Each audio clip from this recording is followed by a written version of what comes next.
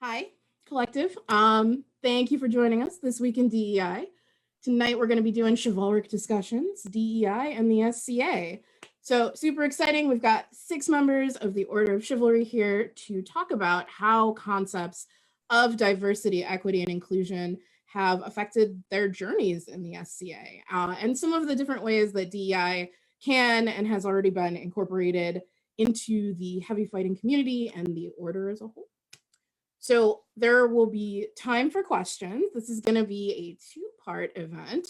Super exciting. Drop any questions into the Facebook Live, and we will either get them at the end of tonight or we'll move them to the second night, which is tentatively scheduled for December 16th. I'm Zahra. I am the SCA DEI officer. Probably should have led with that, but if you're here, you know that. I'm going to let everybody go through and introduce themselves right after this really quick disclaimer about all panels, which is the views and opinions expressed by the panel participants or their current opinions and do not necessarily reflect the official policy or position of SCA Incorporated. No participant is assumed to represent any community at large. They are speaking to their personal experiences, research, and opinions only. Ryu, go ahead, introduce yourself. Good evening, everyone. My name is Ryouko'jin of Iron Skies. I've been a knight for about 3 years. I'm from the East Kingdom, from the Crown Province of Oscar, New York City.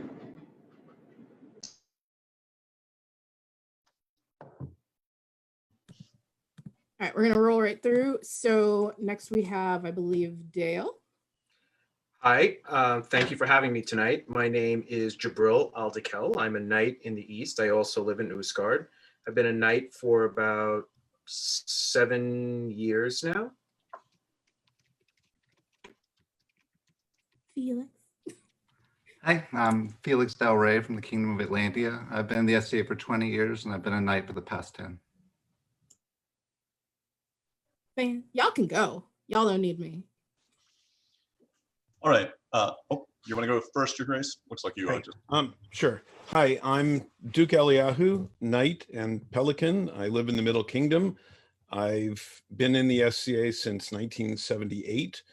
I was knighted in 1983, so that's 37 and a half years ago. I've also been on the board of directors. I've lived in 3 kingdoms. I've visited 15 kingdoms, and I fought in 12 of them.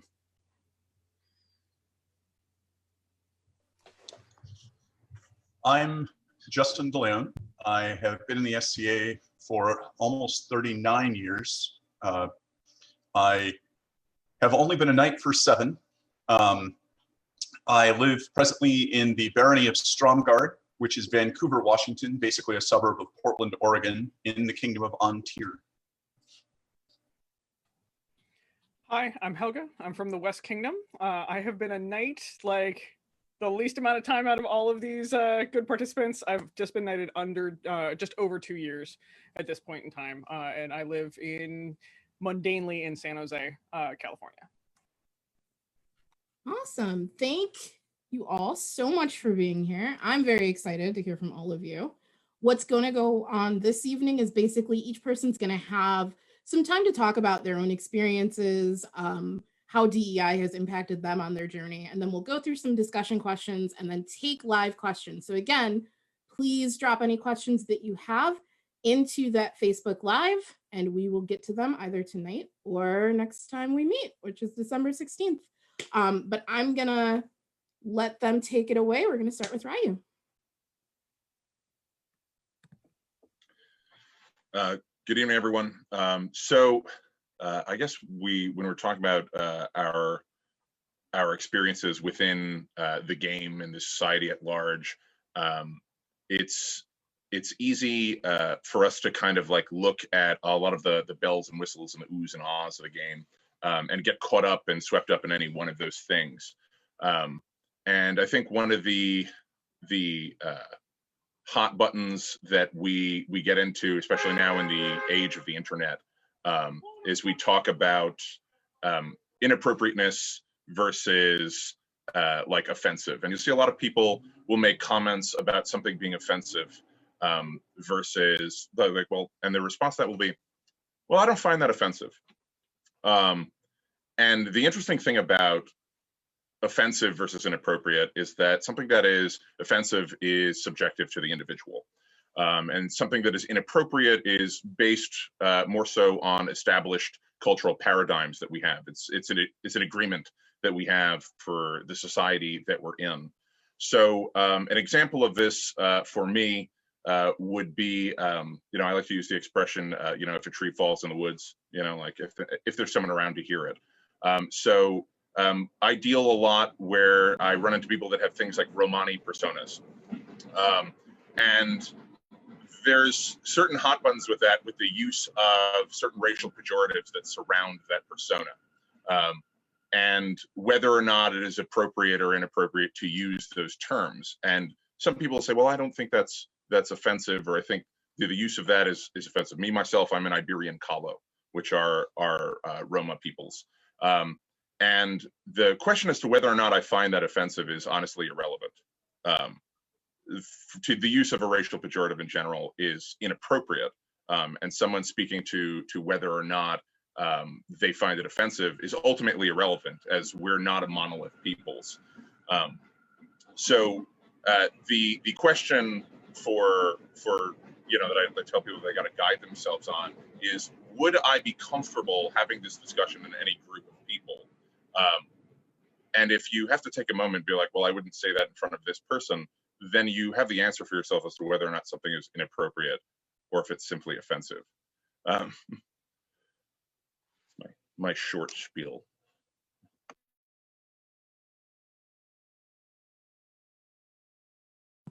Okay, great. Thank you so much.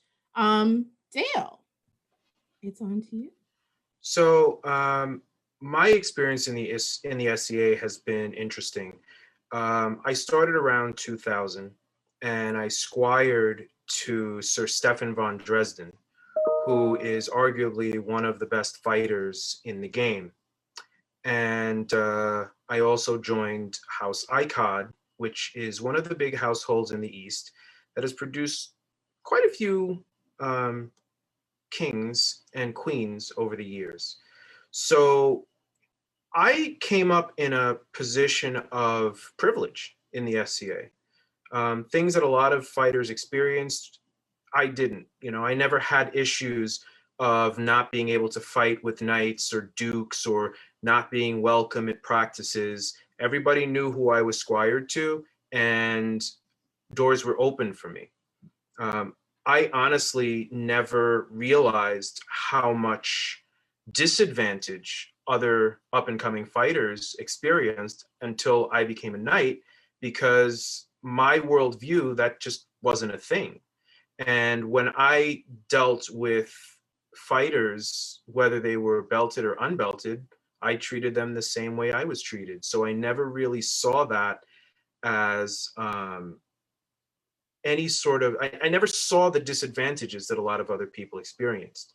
For me, when I started, I'd gotten some interesting advice, which was, don't tell people that you're gay. Keep it low key, get to know people, make sure everybody knows you, and then you let it out of the bag. It's not a big deal. You want to be known as a fighter who's gay, not the gay fighter is coming over to pick a fight. And it kind of threw me initially, but it's coming from people who I consider to be friends, and I took it at face value initially. And after a few years, it came out very directly. And the reaction from the East Kingdom chivalry and from the East Kingdom fighters was, okay, can we go back to fighting? There was never an issue of my sexuality impacting my acceptance or participation in the East. And I know that's not true in every kingdom from things that I've heard from other people. And I'm sure it's not even true for everyone in my kingdom. Although we are a pretty liberal part of the country, I say that my perception is skewed because I had a position of privilege, but I never saw that. What I did encounter was racism. And it was startling because, as I said, I sort of operated in a position of privilege. I didn't realize it, but you know, the SCA was this rosy colored place that I got to play in and have fun with my friends and hit people with a stick and get hit with a stick and talk about all kinds of fun things and go home. And I traveled to an event in the northern part of the East Kingdom, and a particular individual was putting tape on the helms of the fighters before the melee started. And we were all in a line and we're going up person by person by person. And I get to the front of the line and he asks me to step out of the line. Now, I will tell you, you know, you guys, I'm sure, have seen the stats that came out of the SCA. The percentage of African Americans in the SCA is tiny. The percentage of the that are Black is tiny. So you can imagine I was the only Black person on that line. So I got pulled out and I stood there confused because I didn't know why I was pulled out initially. But as the line continues to progress, I'm like, something's not right here. And still, my mind didn't immediately jump to racism. It actually wasn't until after the whole thing was over that kind of sunk in what just happened, because it was just such a shock. I am not often left speechless. For the people that know me or can tell you about me, I am not hesitant to speak my mind. But I was so flabbergasted by this experience.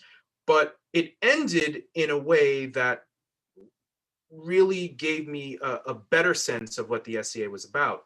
Another fighter from that area who was not a knight, when it's his turn to get taped, he stopped the line. He goes, tape him. No one else is getting tape until you put tape on his helm. And that's the end of it. And he shut the whole line down. And that's when it really hit me and sunk in that this was about race. We didn't have a diversity group back then. We didn't have anyone to address this issue to. The concepts of making complaints and dealing with it was just not a thing. You know, in the heavy combat world, the way to deal with that is, the way we were taught to deal with that is look for them on the field and settle your grievances. And yeah, you know, that might make me feel better in the moment because I get my hostility out, but it doesn't fix the problem. It doesn't deal with that individual's bias, and it doesn't change the society for the better. So having a diversity group in place now is immensely important to this game, because it means when someone encounters that incident, they have someone to go to. They have a safe space, and they know that there's people in this organization that's going to get their back and is going to be able to do something about it. So that's, in a nutshell, what I have to say about DEI and why I think it's important from my experience. Thank you so much. We are just going to move through each person for now, and then we'll move to discussions and open questions. So if you have questions, put them in the live, please. Okay, let's go ahead and move on to Felix. Sure thing. Thanks, Zahra. So I'm going to speak to the importance of DEI concepts. Most of my familiarity with DEI concepts comes from taking trainings to be better at my day job as a project manager and consultant. I very much see many of these concepts I've learned about as an extension of values the SCA already puts a great deal of focus and importance on, being welcoming, hospitable, being courteous. And I'm kind of applying the same principles here, incorporating lessons learned from my day job, as well as taking SCA-specific DEI trainings, like many of those that Jessica's provides, to become better at my night job, right? So I think there's many aspects where DEI intersects with the night job description, but I'm going to focus on 3 from Corpora, specifically section 8A1, which defines what we commonly refer to as peer-like qualities, though a couple of these actually show up in the individual peerage sections as well, just to underscore their importance. So the first one would be section C, which goes over courteous behavior. And I believe that taking DEI trainings and listening to people with different backgrounds can directly help you become more courteous. We're going to talk through several questions later on that kind of address this with examples. But generally speaking, I'm talking about taking a more outcome-driven approach, meaning that you consider your audience and how they'll take your words or actions before you present them. One personal example, something that came up in a training a few years ago, was a term that was new to me, misgendering, which is using a word that doesn't correctly refer to a gender to which someone identifies. The word was new to me, but not the concept. Many years ago, a friend of mine accidentally, but very loudly and publicly, misgendered someone in the middle of a court. This was years before I ever took a diversity training, but I'll tell you, I went gender neutral with my pronoun game right then. All things being equal, I would much rather have learned about this concept in training than by that experience. The second section that I'd like to tease out is section E, which is to do with sharing knowledge. And this is something that it's very important and specific to my SCA experience. I love training and mentoring folks, helping them achieve their goals. And I love martial arts, and the SCA provides me a situation where it's my job to combine those things. And I've taken a number of trainings recently on specifically on female fighters who are underrepresented in all forms of SCA combat, but especially on the armored combat field. So we had 3 trainings at events in my kingdom in Atlantia. So Sir Beatrix from Ethelmar came down and provided some training. Lady Nevin, who's a rapier fighter in my kingdom, gave a training called Half the Heroes. That was really good, and she covered topics on the rapier and armored side. And then there was a Train the Trainers with Duchess Signy and Sir Roussel. All of those have been uploaded to YouTube, as well as this really awesome series of videos I just binge watched. It was the Female Knights Roundtable Series 2020, which is on Facebook and YouTube. Highly recommend them. It's like 12 hours of really great content that I'll be unable to distill here, but I thought I'd maybe give some examples of things I've personally learned. So one thing that came up in several trainings was the extreme pressure that many female fighters feel, especially when they obtain a certain level of prowess. So well-meaning support. We just want you to make it. But it can put people under a great deal of pressure. And I realized that I've definitely done this. Another topic that was covered was a topic I really like in coaching. It's coaching cues, and how words may mean different things to people based on their backgrounds. So like when we say aggression, we usually just mean get in there and throw more shots, right? Increase your shots per minute. But that word can actually have negative and maybe violent connotations for some people. Another was overly focusing on getting stronger. So saying, you have to get stronger, you have to get stronger to be more successful. If you and overstating that can convey a message that you don't belong here, which is really important for me to keep in mind, because strength and conditioning is a focus area for me specifically. And then the last section I'd like to tease out is section F, which has to do with hospitality. I'll tell you, I personally have experienced more hospitality in the SCA than almost anywhere else in my life. So when I started on the SCA, I was a teenage high school dropout. I was kind of transient, homeless several times in my late teens, early 20s. So I was the guy in very cheap armor, self-made caveman tunics. I couldn't afford to go to many events. And, I'd kind of make excuses when people went out to restaurants after practices and meetings. And a local knight recognized this one night at dinner and was like, I can't eat my dinner watching you just sit there and drink water. I'm going to buy you a meal one day, just pay it forward, right? He also helped me get into a very much better, more protective suit of armor, gave me garb straight off his rack, with road trips together. And since then, I've seen him do the same thing for other people, including like pay people's site fee and camp fees to go to Penzik and things like that. I did a quick back of the envelope calculation, and he's easily 6 figures into SCA hospitality. And that's just since I've known him, and he's been playing a lot longer. And I've seen a lot of other examples from this out of people throughout my 20 years in the SCA, right, with myself and others. And yeah, I think that part of what was great about the hospitality that I and my others have experienced was certainly the experience, the stuff, and being able to participate in the SCA for sure. But like another big thing was just feeling welcome and understood and accepted. So I think that taking DEI trainings to better be able to be welcoming to people from a variety of backgrounds is very important. Again, like these points, like the other points I made, I don't think is a new concept, but something that is definitely enhanced and improved through DEI. trying to keep this to 10 minutes, so I'll just cut it there. I'm happy to discuss more later on the chat, or if anyone wants to reach out directly. Awesome, thank you. Appreciated. Okay, Justin, sorry. All right.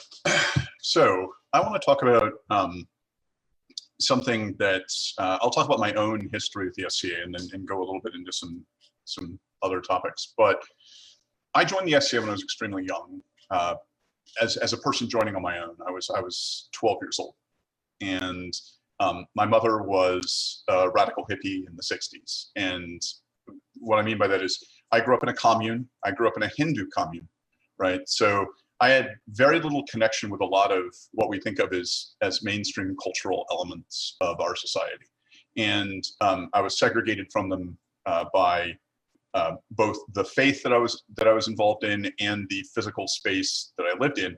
When I joined the SCA, it was very much a fantastical environment for me, right? It was something that was conceptualized in terms of Prince Valiant and the Sword and the Stone, various other fantasy elements. But one of the things that was very interesting about growing up in it so young was that starting at the age of 12, people talked around me and said things around me without thinking about the fact that I was really there and the fact that I was learning and picking up things that were going on, right?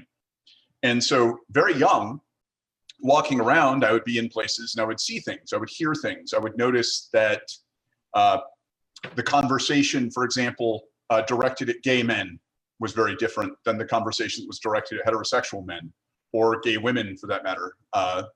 You would have conversations directed at the fencing community, which was very different than that, which involved members of the rattan fighting community. And what was even more fascinating was in the first years in the SCA, I was very close with a number of people that were both fencers and rattan combatants. And the thing is, in both cases, they actually talked about themselves in deprecating terms relative to which art they were pursuing. Like if they were, and I'm not exaggerating, if they would say, you know, I'm just not feeling brutal enough today, I'm going to go and do rapier, right? Or I'm not feeling, you know, strong enough today, I'm going to go do rapier, you know, and it would be as though they were letting themselves down to participate in something that wasn't, you know, armored combat. The things they were participating in weren't necessarily, you know, as valuable. And, you know, this echoes throughout a lot of the things that I observed as a younger person in the SCA. And then when I started, reached the age where I could fight in the kingdom that I was living in at the time, which was the kingdom of the Outlands, well, Kingdom of Eight developed just before it became the Kingdom of the Outlands, other than the Principality. The thing that was going on then was I could fence at 16. So I started experiencing this myself, right? You know, I'm participating in rapier, but there was just it was like a second-class citizenship to an extent. And the reason I bring all of this up is because it points to something that I think is very important to understand about the SCA and the experience of it for people. And that is that we have these, let's call them structures, hegemonic structures, which perpetuate certain ideas, certain concepts of how the world should work, right? And one of the problems we have, arguably, in the heavy community is that we frequently are not only responsible for the fact that we're heavily male, right? And we have a lot of the cultural weight that comes with us as men into this space, but we also have the responsibility to an extent for perpetuating the system that we want to see. And if the system we want to see is what we've learned, right, because we want it to be something we're familiar with, then we end up with a situation where we're giving awards to people because they resemble the things that we were told were right, right? They resemble the things that are culturally right, you know. And so one of the things that this brings up is this whole idea of what people refer to as toxic masculinity, and I know it's a very difficult phrase to digest, but there's also a better concept, in my opinion, which is referred to as hegemonic masculinity, which is to say, in the case of toxic masculinity, the idea is that there are a set of characteristics which are inherently masculine, which function to exclude or diminish characteristics which are not. In the case of hegemonic masculinity, it's a little bit different, and I think it's important to talk about, because what happens is, in the case of hegemonic masculinity, what you're talking about a system of ideas, right? A set of concepts that perpetuate a certain model of behavior and excludes not only non-males, but males who do not fulfill the paradigm that the hegemonic structure itself wants to is perpetuating. So an example in the SCA, just to go back to the very origins of chivalry itself, right? Knights are an ideograph.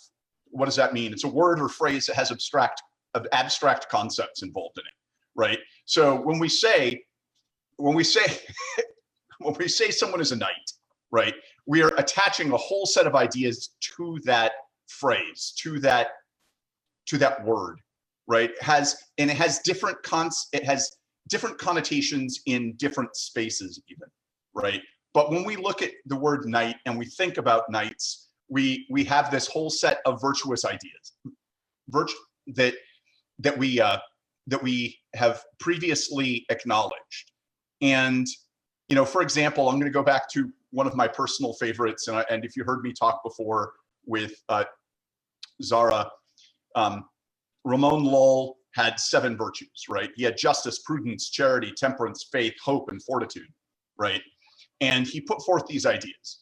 But the thing is, when he puts forth these ideas, right, he puts forth this whole other stream of ideas which are attached from that point in the past through to the present, through the culture, right? And so when he talks about it, I want you to think about, in his book, he says, on the beginning of chivalry, right? He says, since man possesses more common sense and understanding and is of a naturally stronger disposition than woman, this enables him to be better than a woman. For if he were not so capable of being like a woman, it would follow that goodness and the force of nature would be contrary to goodness of courage and good works. Thus, just as man, because of his nature, is more disposed than woman to have noble courage and be good, so man is more disposed to be treacherous than woman. For if he were not, he would not be worthy of having greater nobility of courage and a greater advantage for being good than a woman. So this is expressly a structure that is very intentionally set up from the very beginning to advantage males. And when we think of it going forward from that point into the modern era, right, when we think of great knights of history, in both fiction and in reality, maybe someone like Joan of Arc, who fought in armor but wasn't a knight, comes to mind, but not very many others. Maybe some fictional characters such as Éowyn from The Lord of the Rings, right, might come to mind. Perhaps some of the warriors that are written of in the sagas. But the vast majority of structure is built around the idea, this idea of males and male dominance, the idea of physical strength, this lack of emotion, self-sufficiency, dominance. It even comes down to things like sexual virility. In the Middle Ages, we see the same terms, and later, the same terms used to describe impotence and lack of sexual virility, used to describe bravery and courage and skill at arms, right? So just thinking about this and then comparing it to my personal experiences in the society, I have encountered numerous situations throughout the years where a particular female candidate or a particular female fighter is talked about in terms that we would not use for a male fighter in the same circumstance. And it's not that it's not necessarily an indictment of the whole group. I mean, it is to an extent, it's an indictment of our culture, but our culture is what shapes us, what makes us who we are, and the structures that we perpetuate are those structures. So I don't want to, tear down everything that we believe in, but I do believe that we have a responsibility to engage with diversity, equity, and inclusion in important and tangible ways, because those diverse perspectives that women have and other people have add to the culture of the order. They add to the culture of the society broadly. They are important. And it's one of the reasons that I personally am involved in some projects with regards to talking about virtues across the board. I post regularly quotations from women, people of color, and other groups to point out how virtue exists in many groups, and how it's valuable to consider all these different perspectives when you're considering what it is to be a virtuous person in the SCA in the modern period, and fulfill being a real knight, so to speak, in our society. I think that's it. I could go on, but that seems like plenty. That's good. Thank you so much. There will certainly be time to continue the discussion later if we want to do that. But thank you. Araya, Helga. Araya or Helga works. I answered to both. I also answered to Hey You. So I got asked to be a part of this amazing discussion, and what I'm going to do is I'm actually going to go over like the key points that I'm going to go talk about, and then I'll go into how that affected me within the SCA context here. So communication, listening, and hearing and listening versus responding and reacting. The reason why this came about is because I was a hot-headed teenager that ended up going into a role in life where I ended up being a mediator a lot, and that forced me to develop my communication skills, and especially communication skills around DEI issues, around charged topics, and around many things that most people will walk away from or have an emotional response out of. And so it kind of turned into a little bit of a specialty. And within the SCA, I use this a lot. The other part is ruthless self-assessment about applied biases. All of us have biases, and we apply them to the world around us. We carry a baggage train throughout life of our experiences, and to become better peers, and especially knights, we need to understand how our applied biases affect the populace, affect our students and what we're teaching, and it affects our language and how we mediate situations. If we don't understand our biases, we will apply them unconsciously, and then it will affect everybody through the society. And the other thing that I'm going to talk about, and I will probably go on in length on this one, is gender and sexuality tokenism within the SCA, because this is a real damn thing that most of our speakers have actually hit on already in their intros, because this is a big thing, and it happens a lot within our society. So the definitions of both mediation and tokenism have been posted into the comments. And so what I'll talk about is my journey in the SCA and why these are like my favorite geek out topics. And mediation is one of my big topics because we cannot, as peers, walk away.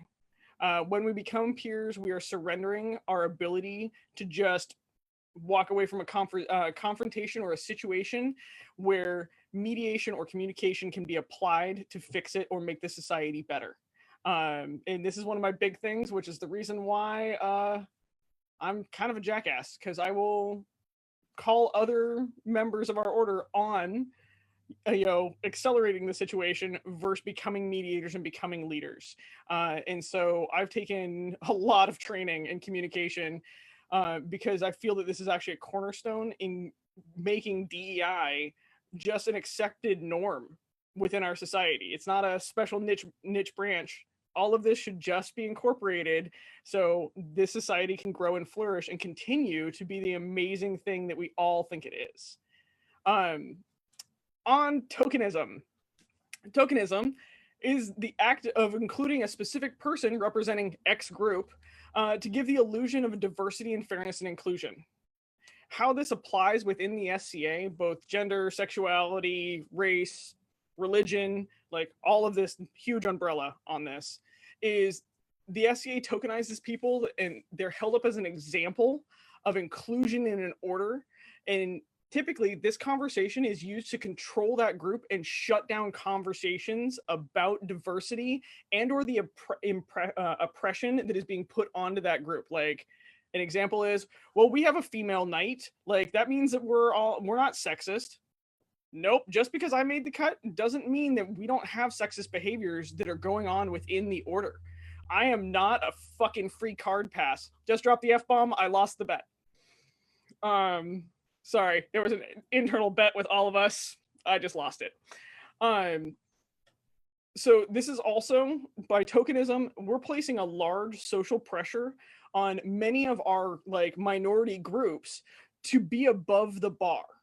Because they are tokenized, we are now all looking at them as like, this is the accepted person, and this person is now held up as like the shining example of what all others should be, instead of them remaining an individual and remaining that individual who has their own traits. Now they're being defined by a single trait, and that's what everybody looks at, which sucks, by the way. In some of these cases, and I will speak to this later on, is this turns into a fetishization, I can't say that word very well, by the way, of an individual in a subgroup by the dominant group. The best example I have of that is actually within the female fighting community, of like, you're expected to either be a fighter or girly. Like the twain shall never meet. And if they do, man, will the rumors fly. Like that is something that is, it goes into toxic masculinity traits. It goes into how we treat our minority fighters or our minority group fighters. We expect them to look and present a certain way. Otherwise, if they look another way, but they're still in the group, we now make assumptions about them. And I'll speak to a very personal thing about this is I was actually part of the problem with that. I grew up, and this is where we're going to go into the past, blah, blah, blah. I grew up in a very male-dominated household. I grew up running logging crews. I was in fistfights in logging crews by the time I was 16 years old to make it so I could run a male-dominated industry. And I brought that level of assumed masculinity that I had to have to be seen as valid into the SCA. Which I didn't realize was a problem until recently. This is actually a very new section in my life where I learned that I could put on makeup and still be a worthy fighter. What? And so this is something that I've had to address in myself, is actually I took the tokenization and fought against it by assuming very masculine traits and becoming the toxic person that perpetuated this throughout the fighting community as a female fighter. I was not an ally. I was exactly the opposite of it, because I was trying to stick everybody in a box on one side or the other, and either you were acceptable or you were not. And so this is the reason why I will speak to this today, is because I was the problem, and now I am trying to change my behavior so we can have a healthier and more open and honest community. And where else is that? I'm like, okay, that's all my notes. Awesome. Thank you. So thanks to the season and daylight savings time, we're an after dark show, so there will be language, which I should have mentioned at the beginning. But we're good. Everything is fine. Awesome. Thank you so much. We're gonna throw it over to Joseph. Eliahu, I'm sorry. Hey, as I introduced myself, I'm Duke Eliahu. Full name Eliahu ben Itzhak. I'm Jewish in modern world and have a Jewish persona. A little bit of background. I grew up with grandparents who had escaped from Europe, with hearing that stories about, even in the United States, my grandfather had rocks thrown at him and had to keep a gun in the house, and a stick and a big dog. Hearing that my father had to pass for being Christian to get a job when he was growing up. And so being confronted myself by classmates in elementary school who accused me of killing Jesus. So the lesson that was the kind of the unspoken lesson was go along, get along, don't make waves, don't speak up, just go about your business because you don't want to be a target. And I think for a while I incorporated that, but I got over that and learned that I had to speak up. And in fact, growing up, I would confront my aunts and uncles when they would say something horrible, racist, sexist. And my mother said, well, you're not going to change their mind. I said, I know, but if I let it go without saying anything, without commenting, then I'm complicit. And in the SCA, I was introduced to the SCA by people who are in the household of the Dark Horde, who are, if the SCA is in some ways a fringe group, they're the fringe of the fringe, but kind, generous, big-hearted, slightly weird, self-admittedly people, great people. And I decided I would have a Jewish persona, but when I started in the SCA, the only people with Jewish personas didn't fight, and the people who were Jews who fought did not have Jewish personas. And it was, when I started, I wasn't interested particularly in fighting because I was a modern sport fencer, and the fighting in those days was somewhat inelegant and unsophisticated. But eventually I tried it. I found I liked it, despite the fact that training in those days consisted of putting you in armor and hitting you until you figured out how not to get hit. I actually liked it. But in the SCA, over the years, I've been asked about my horns, because that's a common myth that people who don't know anyone who's Jewish have heard, that Jews have horns because of a mistranslation of rays of light emanating from Moses's head, hence the Michelangelo sculpture. I've been introduced as Ben. It's Eliahu ben Itzhak, Elijah, son of Isaac, is the modern English version. My name has been mispronounced many times, not since I have gained renown. There was a person at an event who had a Christian religious persona who would go around and sprinkle water on people and claim that he had baptized them. And he saw me at an event and his eyes lit up and he looked at me, he started coming to me, and people got in between us because I would not have taken that well. The need for what we're doing and the whole diversity, equity, and inclusion is because not just of my experiences, but everybody's experiences. And certainly it's an essential part of modern corporate governance. I was also on the board of directors, and I've worked in corporations for a long time. It's an essential part of modern corporate governance. The NASDAQ just said that they're going to want to delist companies that don't have a diversity, equity, and inclusion component in their corporate governance. I think the most profoundly confusing and disturbing thing was that a rumor got back to me at one point that I was winning. I was a good fighter because I was using Jewish magic to win. That somehow I could not be doing that, be successful, be skilled on my own. It had to be something else. And that the blatant anti-Semitism in that, well, it was never said to my face, but it certainly circulated a lot. Um,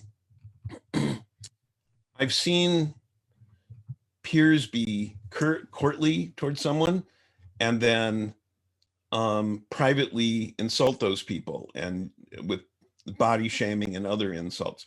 I've heard a Duke describe a melee strategy using violent rape metaphors.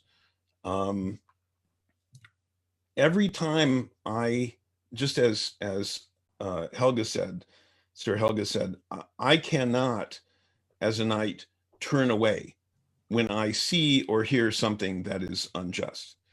And I end up, because I'm prominently Jewish in persona, I've answered a lot of questions about Judaism for people who are not, Christians particularly, who seem very interested in Judaism. But for me, the chivalric virtues are a succinct summary of the Jewish ethical teachings that I learned. My father often said that to be a mensch, you have to have chutzpah and rachmanis. That means to be a good person, you have to have courage and compassion. And I explain a related concept to people, that a peer has to have a good person. I say peer, but because I usually tell it to people on their vigil, but a person has to have the courage to speak the truth and the strength to do so courteously all at the same time. And that's 4 virtues right there. So the issue of going along, not making waves, not saying anything, is part of not just assimilation into a society, which can be the acceptance of the larger societal values in the SCA, of the virtues that we teach of courtesy and respect, and under the heading of chivalry. But it can become toxic when it's toxic assimilation, when it says, when people internalize the idea that you cannot, for fear of becoming a target, you cannot express your disapproval, your disagreement with something that's inappropriate. And when people internalize that, that becomes very difficult for them. And one of the things that we should be doing, are doing, try to do, is give a voice to the people who feel that they cannot express this themselves. Because as knights, we do have the position where we're able to speak that. I've spoken to sitting royalty about their inappropriate behavior at times, and done so in a way that I believe I'm obligated to do by my commitment to the virtues and ethics. So being who we are and being who we are, and being so in a context that accepts the social contract of how we get along, is a balancing act.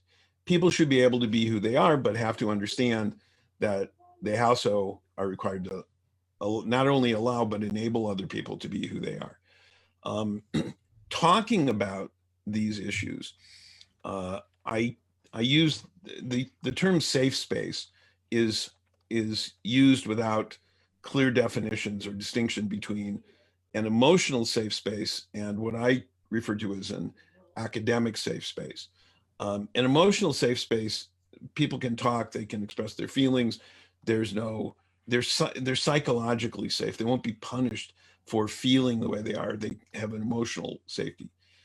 An academic safe space is where people can, and I say this from being an academic, where people can discuss difficult ideas in a way that there's no retribution for that, but they are obligated to continue in the discussion and to defend their ideas rigorously, and people are allowed to question and critique those ideas. So it's respectful, but it is also challenging. So people have to understand if what they're looking for is a serious discussion, serious and respectful intellectual discussion, or an emotional space where they can vent and be heard and be respected for their feelings. So that's a kind of a long way around through my story to get to where we are, and that's the piece I would like to contribute to this for now. Thank you. Awesome. Thank you so much.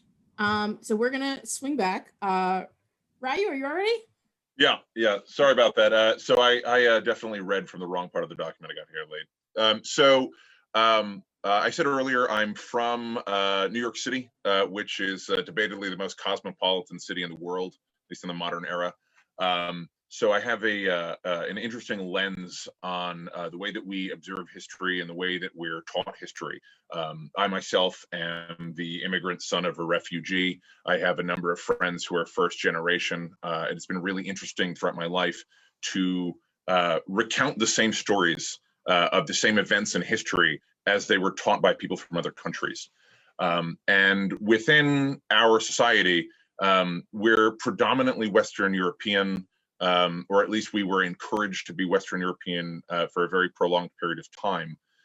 When I first started within the society only about a little more than 10 years ago, and I mentioned that I wanted to have a persona from Asia, I was told that I would never get anywhere within the society because all of the awards should only go to people who are emulating Europeans.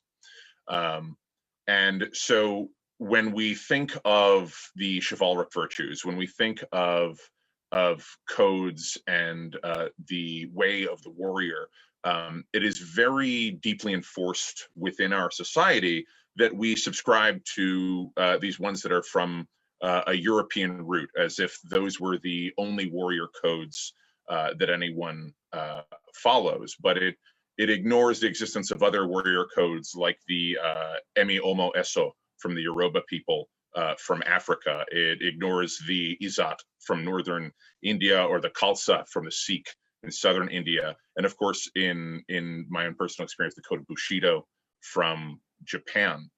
And when we ignore these other parts of the world that also had their connection to warrior codes and ethos and pathos and history, we start to see things only from the time in which Europeans arrive upon these continents. Justin spoke earlier about naming female warriors. If we look to Japan, we would see the Onobu-geisha, an entire caste of female warriors led by the sword saint at one point, Tomei Gozen, which would be the Japanese equivalent of Joan of Arc. And then in India, there was Rani Chota, who was renowned for being one of the only warrior leaders to ever successfully, consistently drive back the invasion of the Portuguese. So when we look at how we observe history and how we teach history, we do it very much so through the eyes of European context. And when we're confronted with that history, we have to be capable of separating what we were taught from another potential for the way that it is. And that's what I would speak on. That's great. Thank you so much. We're going to swing back to Jibril as well. Thank you. So apparently the East totally screwed the pooch because we can't read our own notes. So let me cover a couple of things that I was supposed to cover before.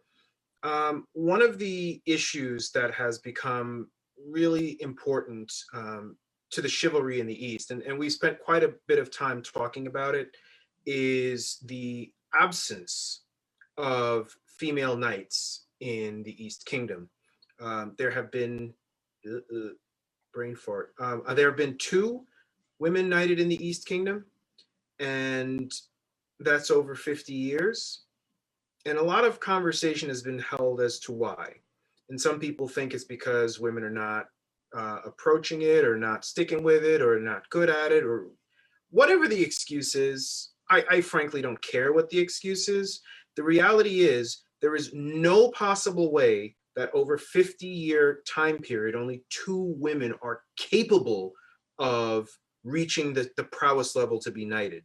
Something is wrong with how we are approaching recruiting and training women. Not only that, but people of color are severely underrepresented, excuse me, in the East Kingdom chivalry. And again, there's a problem with how we're recruiting and how we're retaining people of color.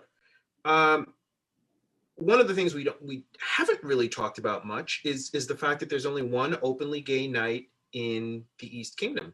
Surprise! I just don't, it doesn't make sense to me how that can happen over 50 years when the people that I know, the people that I talk to, the people that I'm friends with in the chivalry are not misogynistic, they're not racist, and they're not homophobic. So how does that roll around? A couple of different ways. And we've talked about this amongst ourselves and exploring different ways to address it. White men are going to recruit in places where they're comfortable. And that's places where other white men gather. So automatically you're excluding people who don't fit in that role, whether it's women, people of color, or people who do not identify as cisgendered white males. It's absurd, right? But we do it all the time. And it's an ingrained, pervasive part of the SCA. And the interesting thing is when you talk to these people, they say, we never tried to exclude anybody. It was never our intention. It's just, you know, there's always an excuse and there's a reason. And there's a difference between intention and impact. And I'm not sure that a lot of people within the circle, the East Kingdom Chivalry circle is the only one that I can really speak to, but I'm not sure that a lot of the people understood the difference between intention and impact.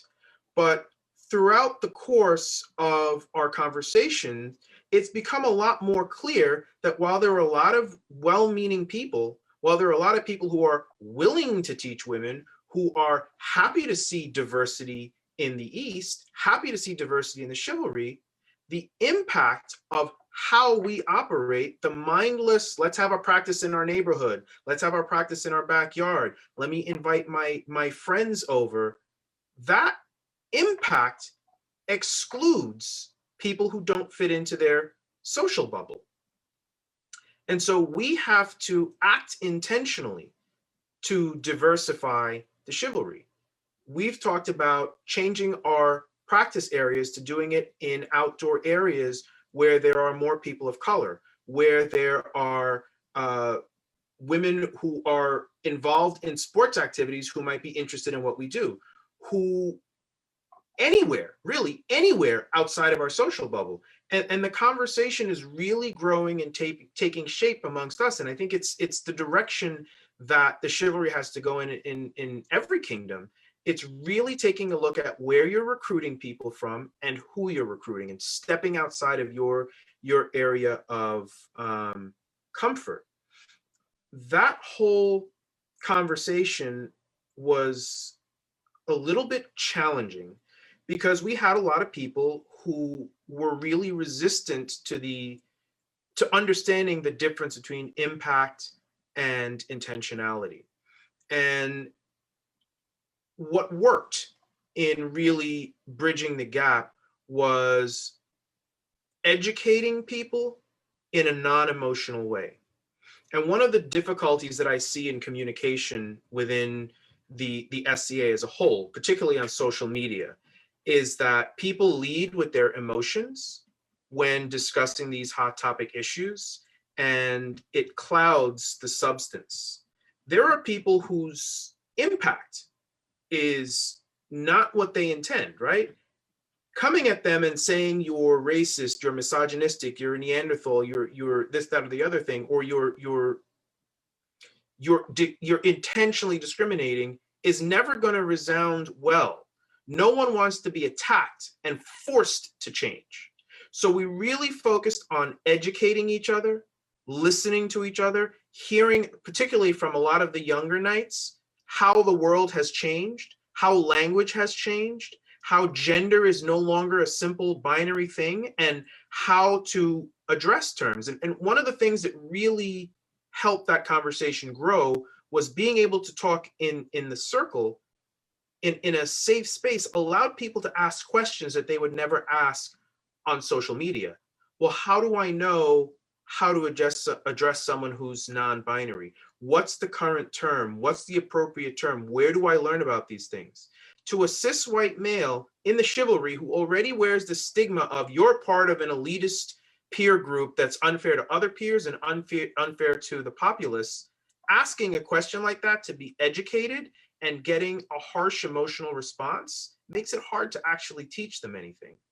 And so we really spent a lot of time trying to be level-headed and reaching out and educating people. And when someone of a particular age range, length of time in the SCA, however you want to look at it, when they got it, it really helped for them to talk to their age group, because they have a shared culture that I might not have at my age group, or someone even younger than me wouldn't have.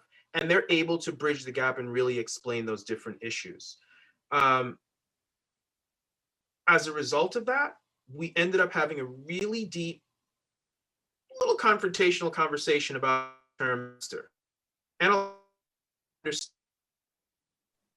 not so much an issue with calling someone a master of arms or master of the pelican, master of the laurel, master of whatever, but being forced to call someone else master.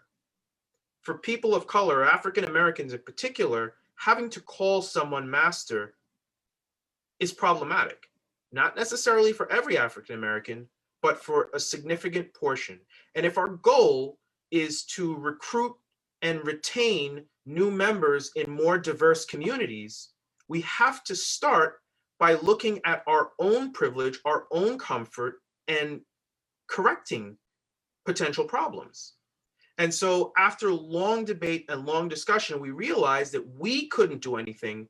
The society has to ultimately change this, but we could take steps to bring it to the forefront by declining to use the term master. And so we ultimately chose to go in that direction. The help of the DEI was immense in helping us put that together and helping us reach a resolution that we can bring out to the East. And it's something that I think that all of the kingdoms should be looking at, that we should be talking to corpora, writing in letters, and actually really advocating for this. Because if we want greater diversity, we have to change our language. And I'm going to come back to this later when we get to some of the question and answers, but words have power, language is important, and it really plays into how we need to reevaluate things as a whole in the society. And I'm done. Awesome. Thank you so much. So we're gonna change our view a little bit here. Bam.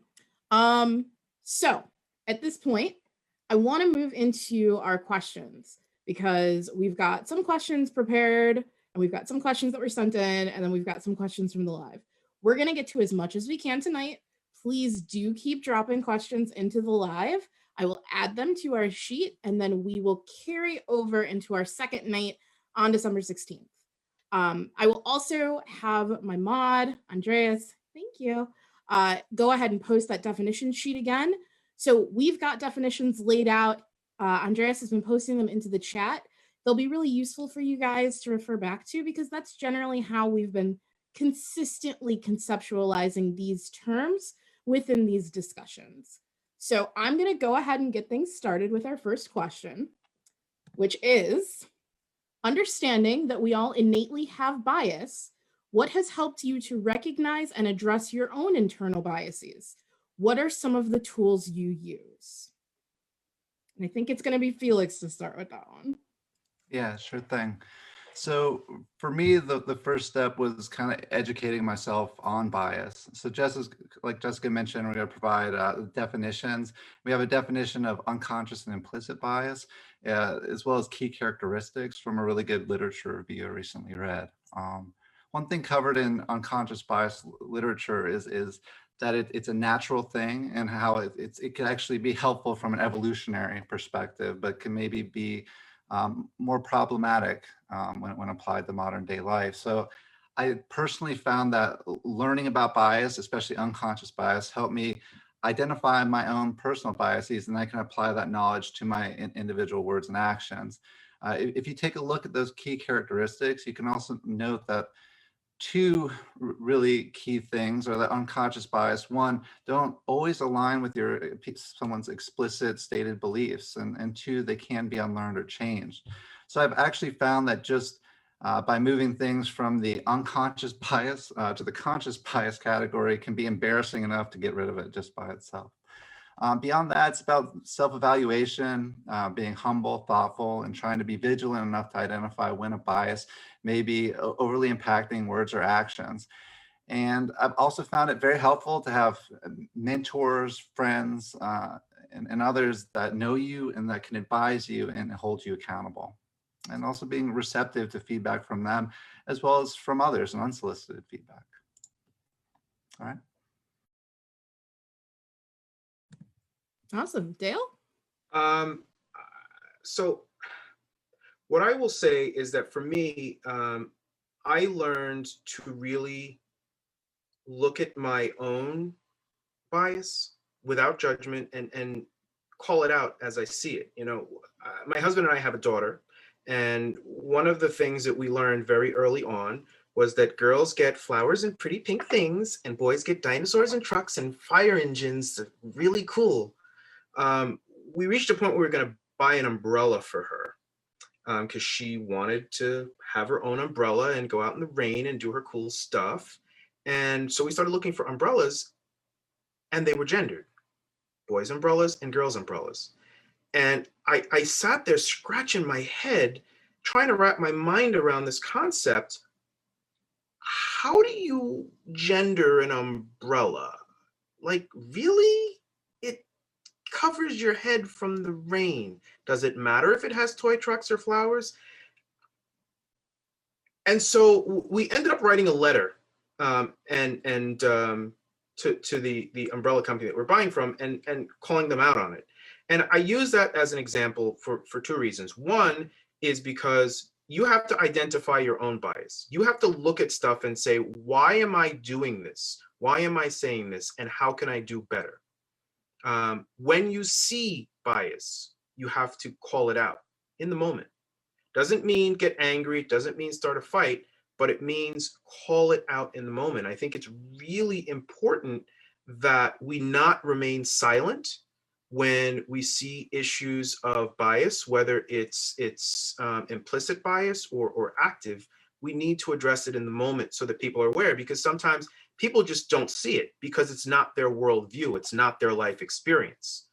And it's helpful to do it in a educative way, not an emotionally charged, like, oh my God, you did this thing, but rather to say just the facts. You're selling an umbrella to girls that has flowers, but not fire trucks and fire engines. Is there something inherent about a fire truck that says a girl can't have it or can't do it? Why is this labeled as boys? Why is this labeled as girls? Or an even better example, when you go to McDonald's and they ask you if it's a boy or a girl for a Happy Meal toy. It's a toy. It's for a kid. I don't ever answer that question, right? They need to know that the act of what they're doing has a bias impact. Educate them in the moment, call it out, and do the same thing for yourself in each circumstance. Thank you. And yeah, no, I very much agree on the unnecessarily gendered items, like yogurt. That's like for men. It's got big, bold impact font, and it's like the blood of your enemies, and then in parentheses, it's like strawberry. Yeah, it's incredibly problematic. I very much agree. Van, Justin, sorry.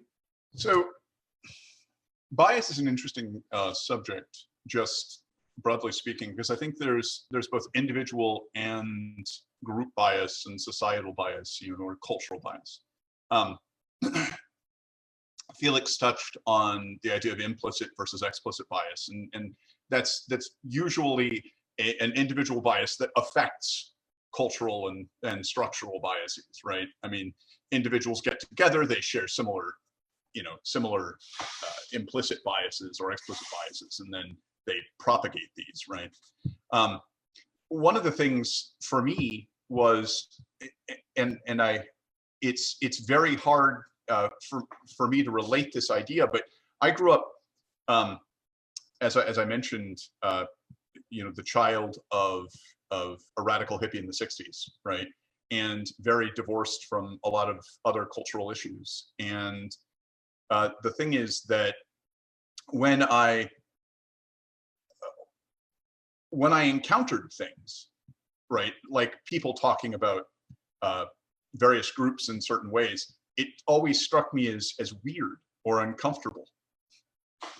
And I didn't have any words for it, right? I didn't have any language to deal with it. And so when we were talking earlier about things like toxic assimilation and assimilation, right? I would assimilate to the behaviors of people around me, right? Because I needed to try to fit in on some level, because being on the outside to an extent was a little painful, right? It's the sort of exclusion that someone experiences when they can't belong, right? And it was that process, right, started pointing things out to me as I was growing up in the SCA, and then frankly, what I started realizing was these ideas of how we perpetuate concepts, how we talk about each other, how we talk about people who are not like us, right? And I just my tendency, as a result of having experienced the pain and discomfort of these things, was honestly to start researching it, right? And start studying it in some depth, right? To begin to try to understand what it was that I was seeing and experiencing. And I think that's the thing that, people need to take that next step, right? It's not just about seeing the thing, it's about understanding the thing and then taking action on the thing, right? And that gets to what Dale was talking about with regards to intervention. When you see something, right, you need to respond to it, especially if you're in a privileged position. Me, I'm white, I'm heterosexual, I'm male, right? For me to step forward and say something in those spaces, I can say things in those spaces where there's much less risk to me being harmed, right, by what's going on. People are much less likely to confront me. I'm much less likely to get blowback from someone who's not my peer, as it were, right? Or if they are my peer, then they're much less likely to react to me that way than if a woman tries to confront them about something they've said that's misogynistic, or a person of color. And I think that there's another part of intervention that's important to talk about, which is the idea of reaching out to people. It's frequently referred to as calling people in rather than calling them out, right? Which is to say, help them to identify the behavior, help them learn about the behavior, right? Talk to them as though they're a human being who isn't necessarily, a child, or necessarily someone that is necessarily doing something wrong with intent. I brought this up in our discussion the other night, and it's something that's really sticking with me lately. Is a quote from Hannah Arendt that was, "The majority of evil is done by people who have chosen neither to be good nor to be evil," right? And that idea, I think, is very important in understanding, to some extent, some of the systems of bias and some of the ways bias works in society, right? We choose not to be good. We don't say anything. We choose not to necessarily be evil. We're not necessarily, engaging in racist behavior intentionally. And I think we can usually identify that. And so we need to have some empathy for people if you're in the position to handle it, right? Admittedly, there are many people who do not have that capacity for empathy anymore, and they shouldn't need it. But when possible, calling people in, reaching out to them, trying to help them, I think is the end goal.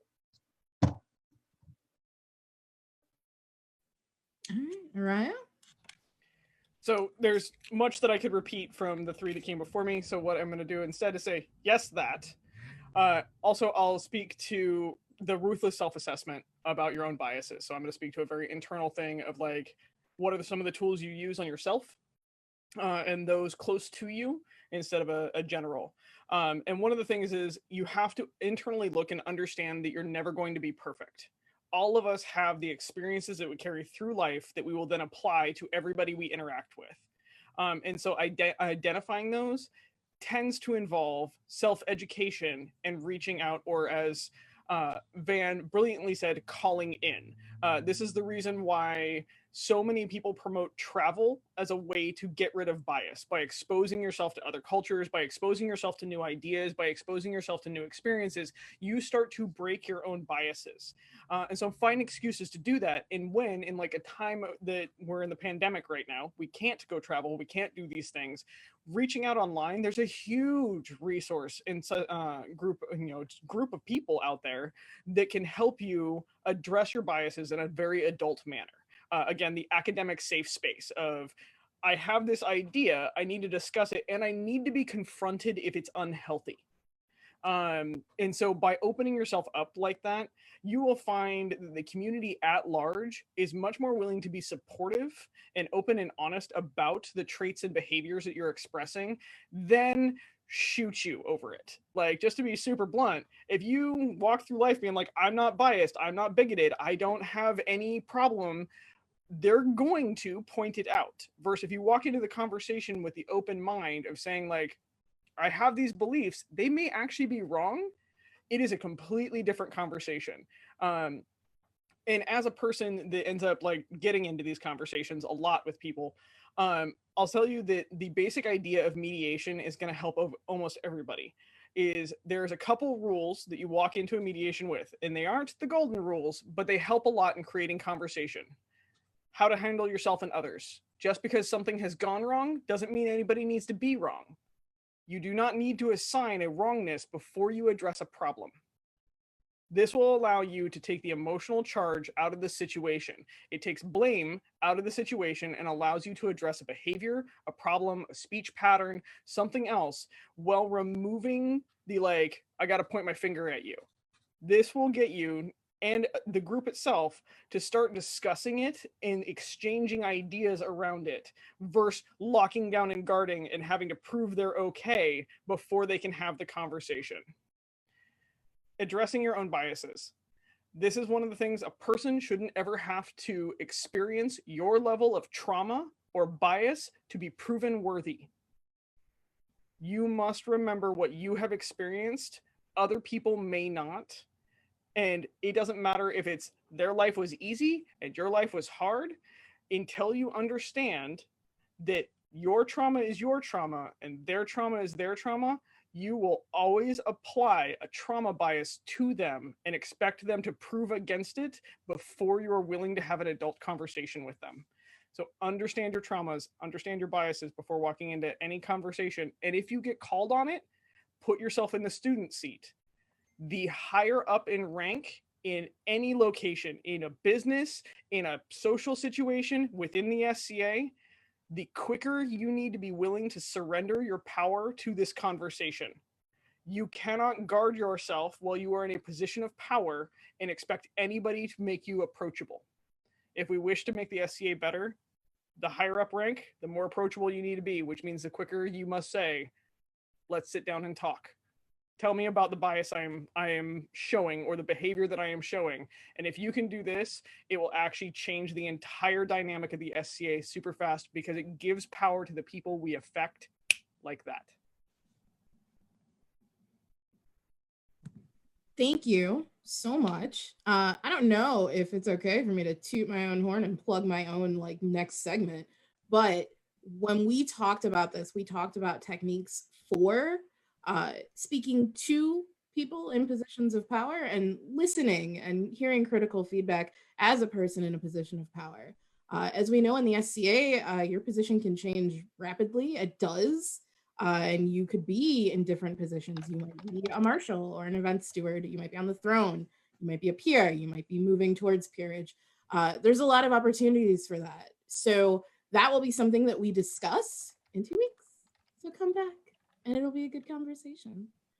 Thank you so much. Does anyone else want to weigh in on this question before we jump to the next one? All right, we are going to move on to the next question. Okay, when faced with problematic behavior from the dominant group, marginalized or threatened individuals may mimic or uphold that behavior to achieve acceptance or success in the space. Have you engaged in or promoted this toxic adaptation yourself? And like your biases, how are you addressing this? It's Helga again, actually. And another first one, going to start on this one. Toxic adaption. Holy shit, yes, I have 100% done this. As I brought this in my intro, I was one of the worst ones for it for the female fighter community, especially as I came in. And toxic adaption, either way, is taking behaviors of a dominant group and applying them to yourself, even if they don't suit you. And so the example I'm going to use here is that I took on many masculine traits, especially toxic masculine traits, to blend into the fighting community so I could be accepted. So for a very long time, one of the behaviors I had is getting told, oh, you fight just like one of the boys, was like, yes, I have made it, instead of fuck you. Number two, by the way. And that's something that I've had to address recently, especially being put in a leadership role, in understanding that I didn't see it until I started making a dynamic shift where I was like, I wanted to explore my femininity a little bit better. And then all of a sudden I had a bunch of my various friends try to shove me back into the box of like, oh no, but you're not one of those feminine fighters. You're not this. I got told a bunch of like really degrading shit about the fact that I now wear makeup or that I have cleavage. Everything else like that. And it got to the point where it was staggering. And this happened before I was knighted. But it only got worse once I was knighted, of like, oh, you're just one of the, you got knighted because you were a girl. And because after being in armor, like I'd go clean up and then you run around like that. And people would just write me off because I looked and presented feminine, versus a couple years previous, when I didn't wear makeup, when I was running around in baggy tunics, when I bound my chest, when I could cuss out a trucker and a Navyman and a Marine at the same time and still win that argument. I never had that experience because I was one of the boys. And how I was perpetuating this is that I was taking on that same negative behavior of when I would meet more feminine female fighters, I'd be like, oh, you're not a real fighter. Like, and that came out of my mouth a couple times. If you want to talk about toxic traits that I have picked up and then I'm perpetuating, right there, I was the worst of us. And it took a really hard lesson to actually start adapting those behaviors and understanding that I was literally judging a book by its cover. And that is just as bad as judging somebody by their skin color or their accent or how they walk and move through the world. It's not okay. And so I've taken those lessons, and the lessons were understanding what pieces of that fighting culture I had taken on, and then toxically adapted to. So had to be one of the boys, had to look more masculine, had to actually speak in a more masculine manner. And so it's taking years now to break those behaviors, and I continue to every day call myself on it and make sure that I am willing to facilitate those conversations within my own community. Because that is one of the things that also happens with toxic adaptation, is the entire subculture takes it on and then gets the crab bucket mentality. So when one person starts to break away from the norm, all of us go, nope, nope, nope, nope, nope. If you break away from the norm, then one of us has to break away from the norm, or we're now going to be judged on you. And that is something that we all have to watch for in every subculture we're a part of. So. Thank you. Eliahu, the man. Yeah, so that was really good. There's a specific incident I want to relate that I think describe illustrate some of the problems. Group of knights standing around, bantering with each other, as knights tend to do. Some barbs and insults, but all friendly. But it was in an open area, and there was probably some drink involved, but there were unbelted fighters, non-peers, squires, who could hear us, and they started emulating that behavior, thinking that that was how to be part of how to be a knight. And that then they were being judged for their inappropriate behavior by the same knights who had behaved that way with each other. And there was a lot of conversation about this, and the determination, I think not everybody was agreed with this, but that we needed to be very careful about where we were when we talked that way to each other. It had to be private. We could do that. How we presented in public to our living up to the expectations that other people have of our station, behaving in a way that people could emulate. That was something that a lot of, not all of the knights accepted. They thought, well, this is who I am. Well, no, that's not just who you are. You are also a knight. You're also a peer. You have these expectations for how you will behave, and people are watching, and people are emulating you. And if someone emulates you and you turn around and judge them for emulating you in that way, when they're merely adapting to your behavior and emulating your behavior, you're now putting them in the position of essentially showing them that this toxic adaptation is a success mechanism. And so I think that there's been a more understanding of that, although it comes up periodically when people are together. That hasn't in a while because people are not together. So, and I think that there's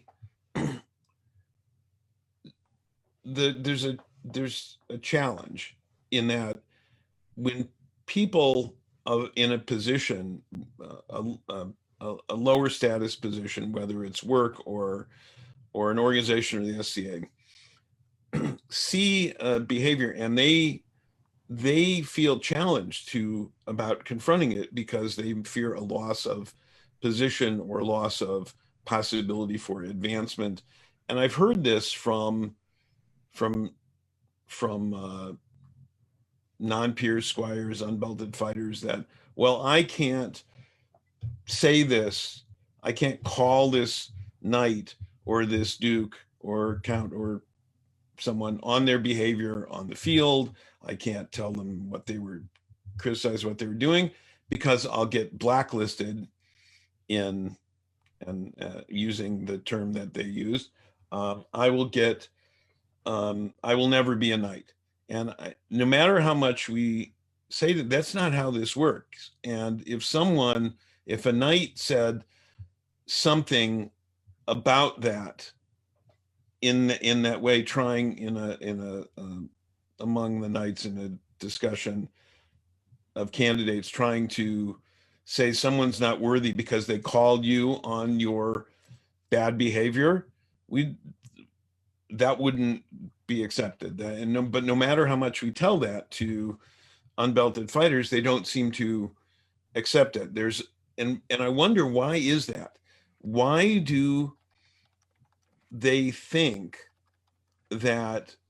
How have they gotten the impression? What have we done to contribute to the idea that saying that criticizing any of us means you'll never be elevated to the knighthood. And I've heard it from other peerages as well, though less so. What is it that the knights do to give that idea to unbelted fighters that you better just keep your mouth shut?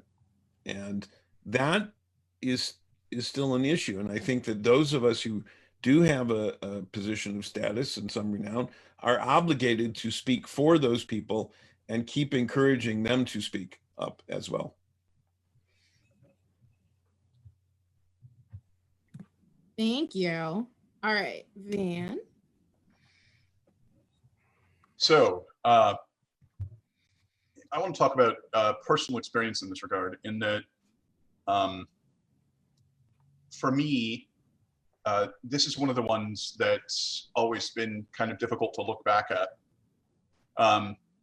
Over the years, I engaged in this sort of toxic adaptation that Araya was speaking to, which is that I began to adapt to the idea that there were characteristics of what made a rattan fighter a rattan fighter, right? That there were characteristics which we frequently identify as masculine in our society,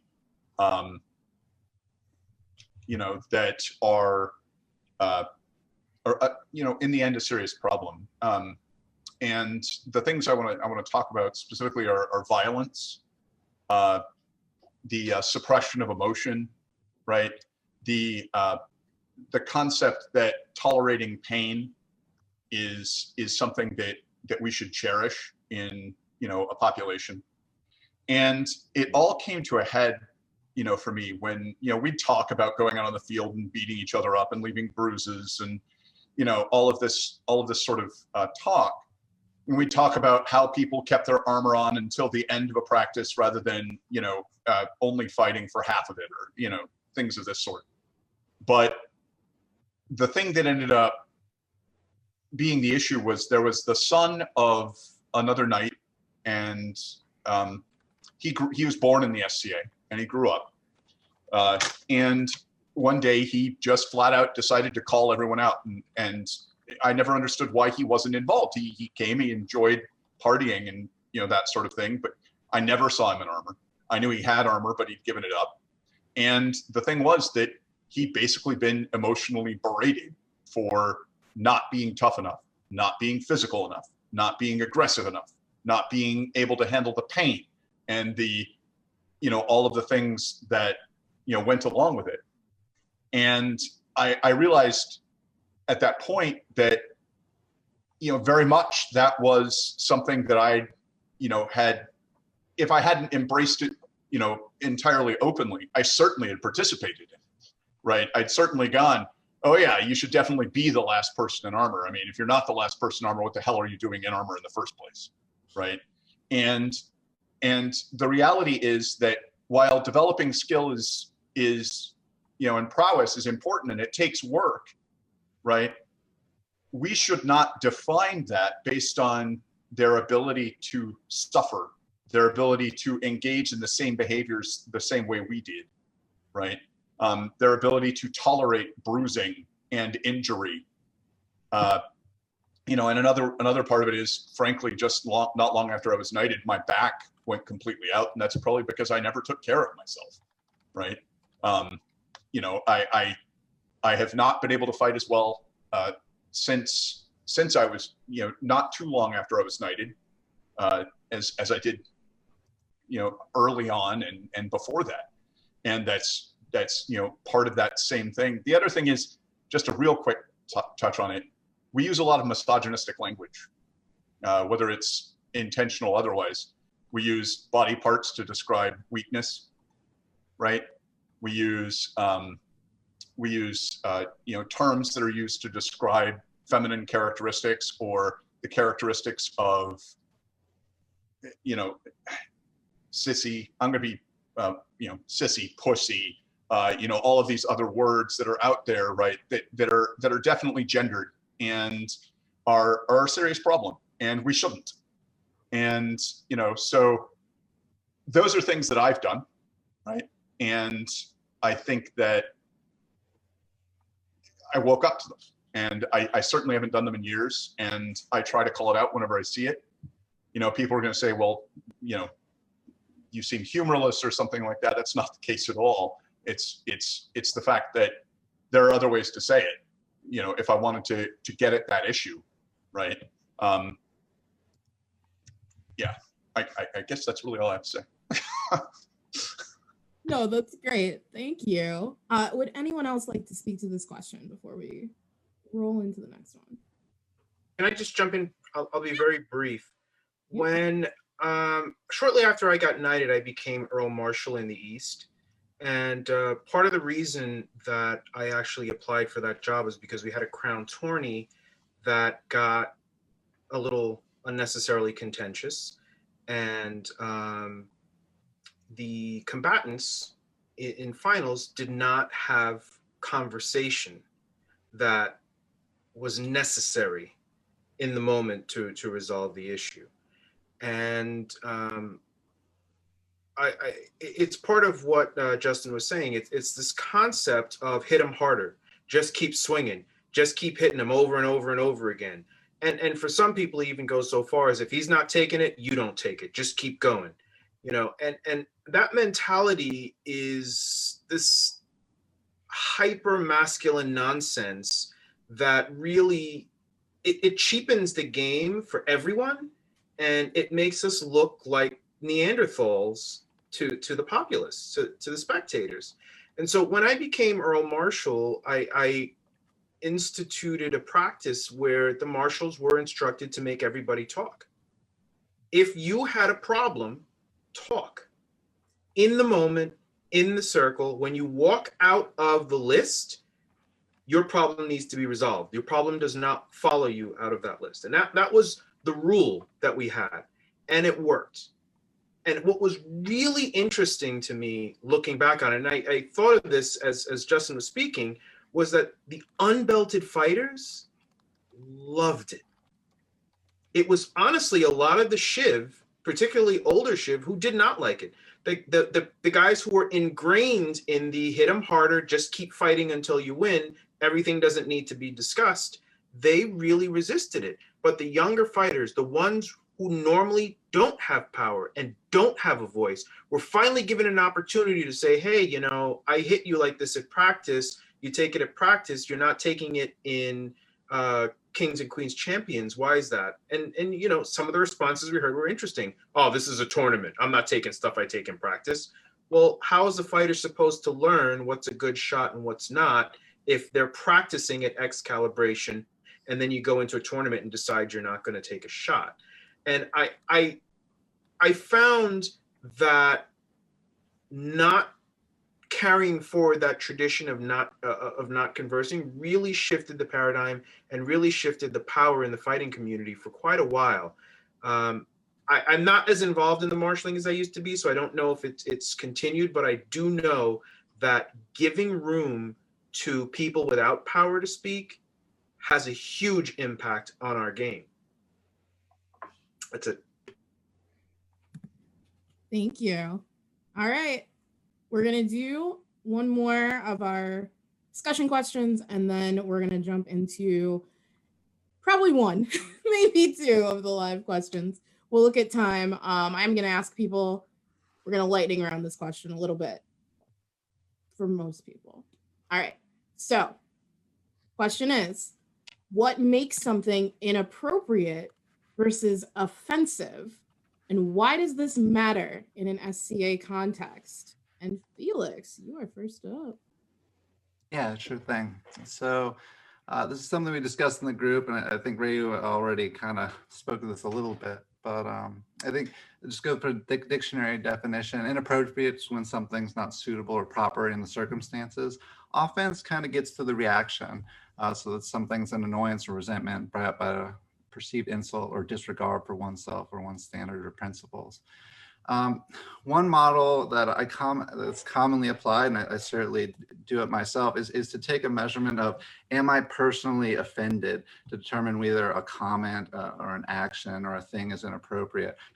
like I said, I've certainly done this in the past and probably still do to some extent. However, if I'm being honest with myself, this metric's somewhat limited to my knowledge, my experiences, my perspectives, my biases. Also, the measurement, I'm not personally offended, really puts the pressure on marginalized groups to engage in kind of the labor of constantly educating folks on how acts, words, images, and other things are problematic. Or in a worst case scenario, maybe it pushes them away. Potentially from our hobby altogether, right? This can be made even more complicated, I think, by the power differentials in the SCA, combined with a lack of diverse perspectives, which are things that people have talked through already. But another example of that might be, it's even more difficult for someone from a marginalized group to speak up about an issue when one or more peers just piled on the subject saying, I don't get the big deal, I'm not offended, right? I have a personal example I'll share. So oftentimes people tease new couples about having children or new parents about having additional children. I've been on the giving and receiving end of this, things like, when we're going to hear the pitter patter little feet, or don't you want to have another one? So a few years ago, my wife and I decided to have kids, and it was a long process. Her first pregnancy ended in miscarriage, and my wife hemorrhaged really badly and almost died. A second pregnancy, we had a baby, but he was premature and he didn't make it. Okay, so after this happened, like a shocking number of people came to me to share really similar experiences, including people that probably stupidly teased in the past. I don't think this is anything new to the SCA, just like I kind of talked through in my intro when we were talking through peer-like qualities. I was told probably 1,000 times when I was knighted that my words carry weight, right? So I think that this is fundamental wisdom that most peers really try to impart. So am I saying that I never tease like my friends or other people? No, for sure. But I definitely try to put more and more thoughts into how my words will be received by the person by the recipient, as well as people within earshot. And I really do kind of avoid teasing and trash talk if I don't know someone well enough to kind of gauge the reaction. All right, thanks. Thank you, and thank you for sharing that. I've got Ryu.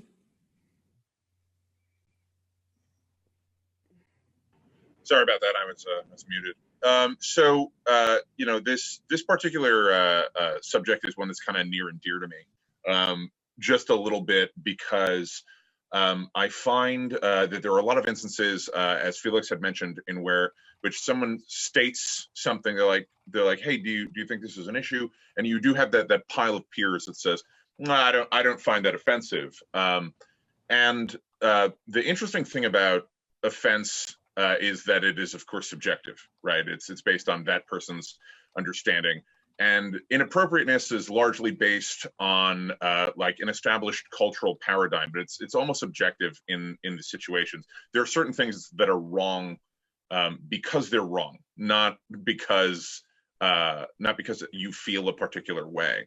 And I think that the response of, well, I don't find this offensive, is in and of itself problematic, because ultimately the turnaround there is that you'll see this often with some of our less sensitive members. You'll see someone say, it's like, oh, well, they're just looking for a reason to be offended. They're offended, which in and of itself is kind of putting the onus of the response on that person. They're like, oh, well, I didn't mean anything by it. And I believe we talked earlier about the difference between, you know, like the impact of something that you have done versus the intention. So someone may not have meant to have been offensive, but they were offensive. And if they were offensive, you know, this is now the introspection point where you're like, okay, well, this person said this was offensive. There's nothing wrong with going, well, why? Why did you find that offensive? The response of I don't think it's offensive is never appropriate. I can't think of a single time in which it is, unless you were expressly asked, hey, do you find this appropriate? Now, where that applies to me particularly, and I get inboxed with this often, is that my family is Iberian Kale. And so there is a lot of confusion that surrounds the Gitano pejoratives, like the word gypsy itself.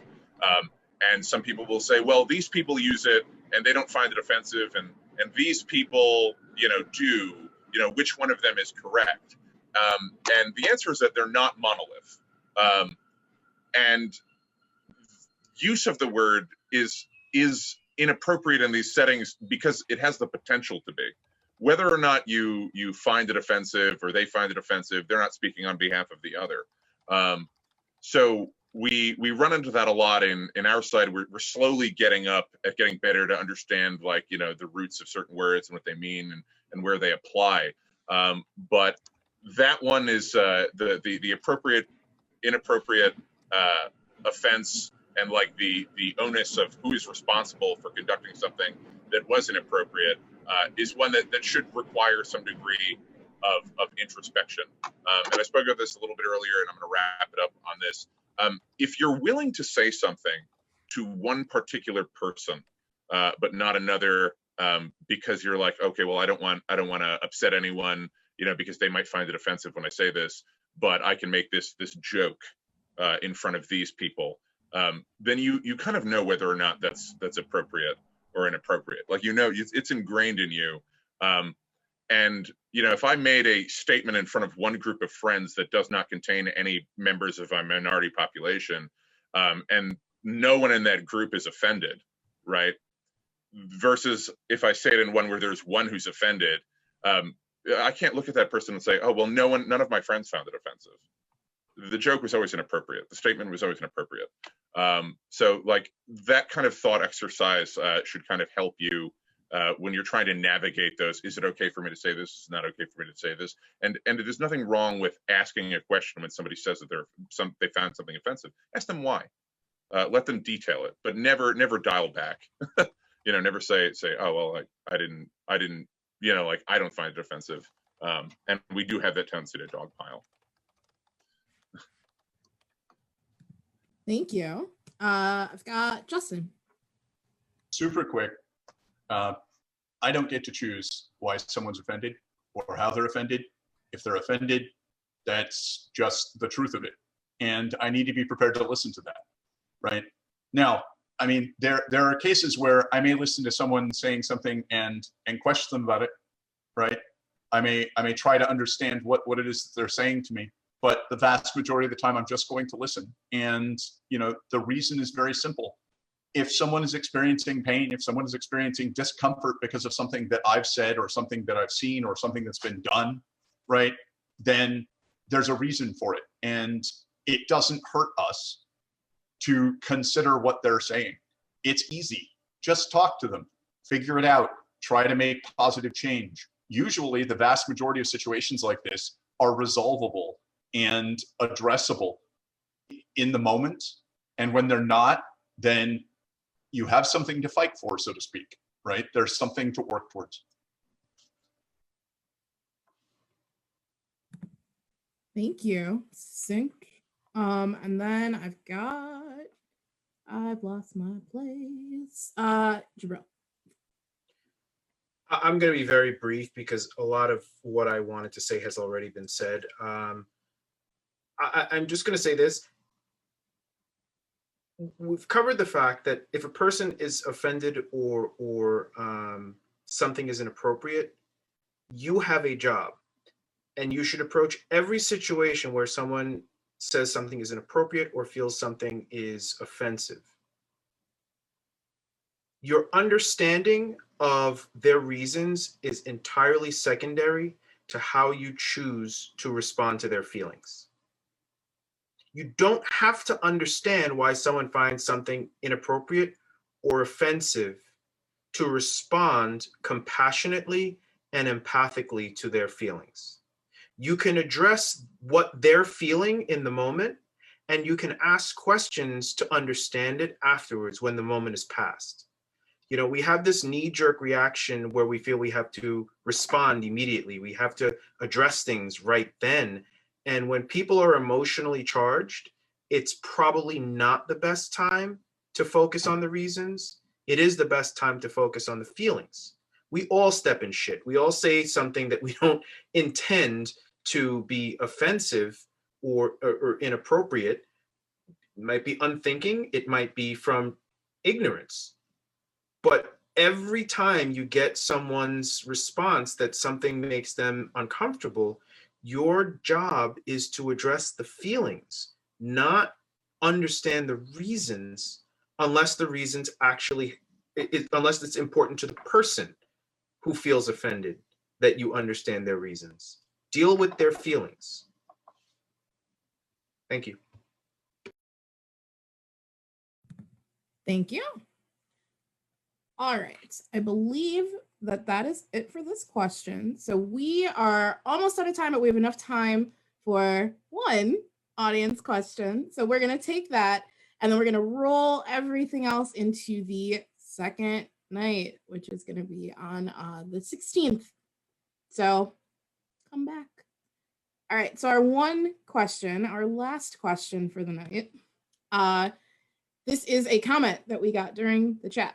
So the comment is, every time I hear a knight say, but especially knights, when referring to a peer-like behavior, I want to scream. That exceptionalism is a huge problem with the Shiv and the SCA. Why do knights and knight culture in the SCA persist in perpetuating the idea that even among other peers, they are somehow either better and or more responsible than other peers? And Van gets to start with this one. So I'm going to hit a part of this question. The thing that immediately leaps out to me about it is, why do we feel more responsible? And I think that that's probably a function of the way the SCA is set up, right? The vast majority of people who serve as crowns, I can't begin, I would say probably 95%, maybe 99% of the people who have served as crowns in the society are knights. And therefore, we're responsible for, because of the structure, a lot of things like awards being given out. A lot of the behavior that's perpetuated is exemplified by the crown, because the crown is so visible. Knights are very visible because of our centrality to the tournament culture, right?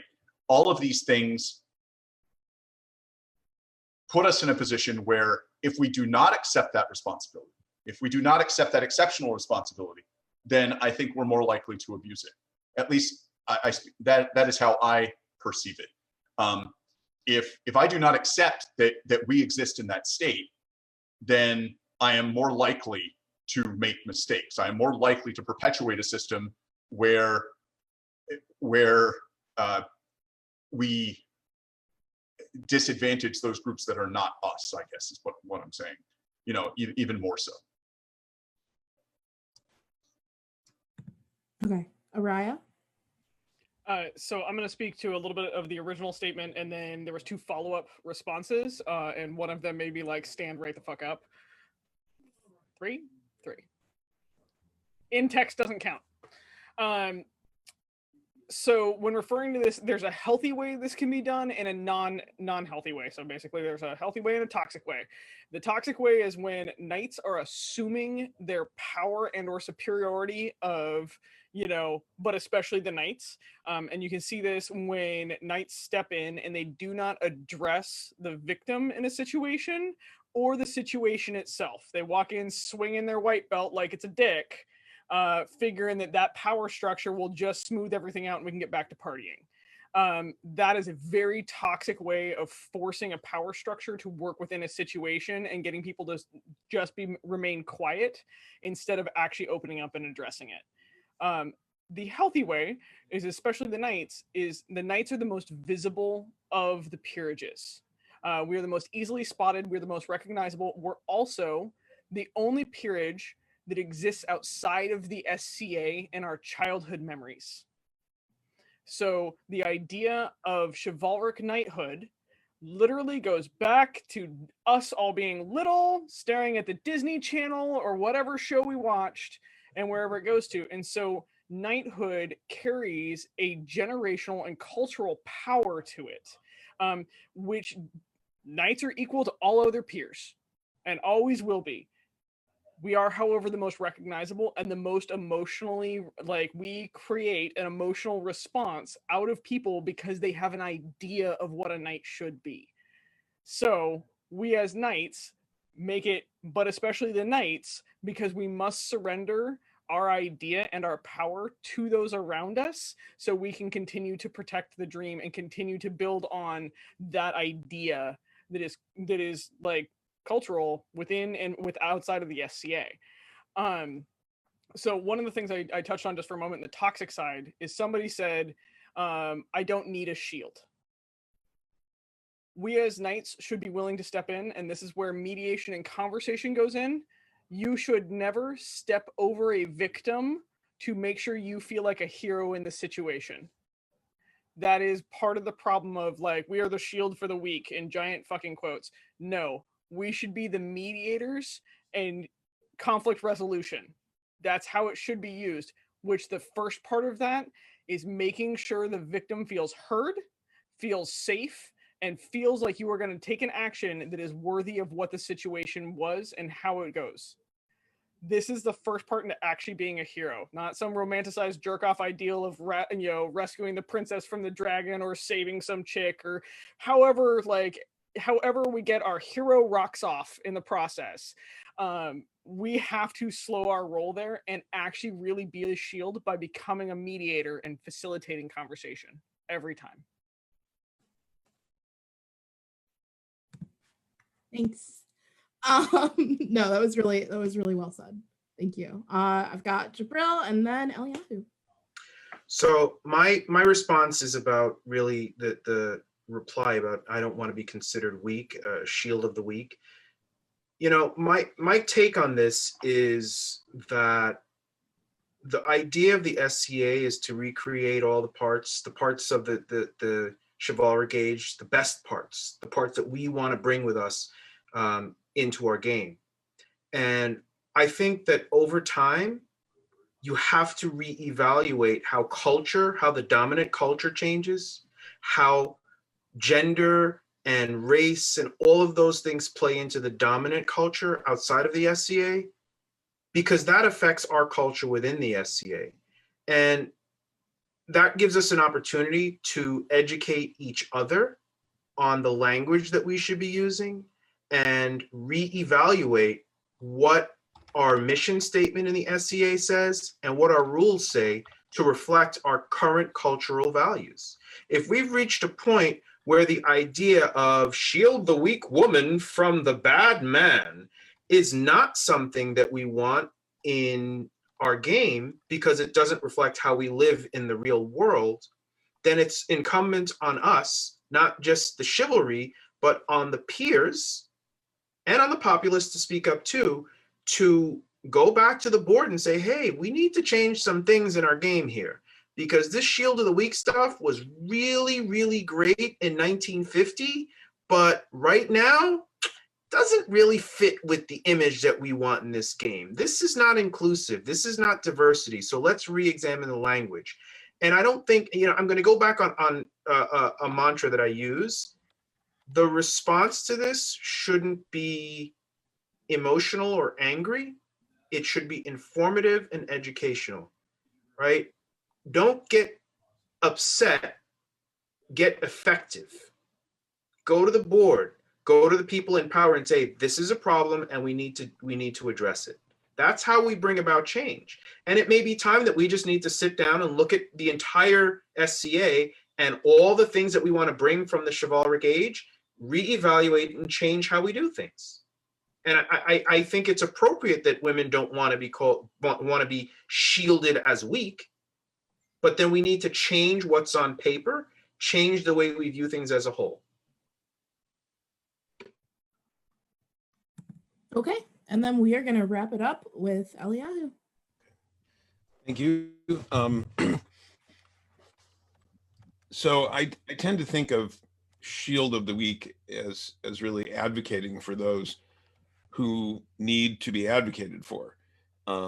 Those who, and weak is a poor choice of word for that. They are not necessarily physically weak or emotionally weak, but they are of a lower position of status. And we have renown, we're obligated to use that renown for the betterment of society and the defense or advocating for those who need it. One other thing is that in addition to the emotional weight of history that the idea of knighthood has, the other peerages, which honestly I would prefer if they were known as the Knights of the Pelican and the Knights of the Laurel and so on, because I've said to peers in those orders, and I'm also a Pelican, I've said to them, you are obligated to observe the chivalric virtues and strive to behave according to those as equally as a member of the Order of Chivalry. Your prowess is in a different area, but you are in every other way also a knight. I would prefer that they have the title Knights of those orders, that all the peers be knights, just of different orders, as there were always different orders of chivalry. I've gotten a lot of pushback from Pelicans and Laurels and Masters of Defense too, when I've said that. I've said, you know, you have to, how you speak and how you dress and you have to be a peer of the realm. And and part of the reason, at least I'll speak to it in the mid realm, is that only the chivalry are required. Only the knights of the Order of Chivalry are required to swear fealty. The other peerages are not required to, but may do so. And for a long time, they weren't even offered they were recognized, but not offered the opportunity to swear fealty. Only the knights were. When they were offered the opportunity to swear fealty, and the crown was sharing this with the peers. We had a bunch of peers, and one Laurel said, well, I'm a craftsman, I'm an artisan, why should I swear fealty? And I turned and I said to this person, because you're a peer of the realm. You're not simply an artisan or a craftsman. You're not simply someone who works. You're not simply someone who fights. You are a peer of the realm. You're obliged to uphold those values. The knights are the ones who, not only being the most visible and having the weight of historical history on them, are the ones who are always seen swearing their fealty and renewing their fealty every time and never being out of fealty. I think that if everyone had the same obligations and the same title, just of different orders, I think that would be, I think the titles of knights of those orders would make clear to people who don't accept it that they have those obligations as well, and living up to those obligations would in every way make them visibly the same among equals. While they may not be perceived to be now, I think of them as that way, and I endeavor to help them live up to that aspiration. All right. Would anyone else like to weigh in on this question? All right.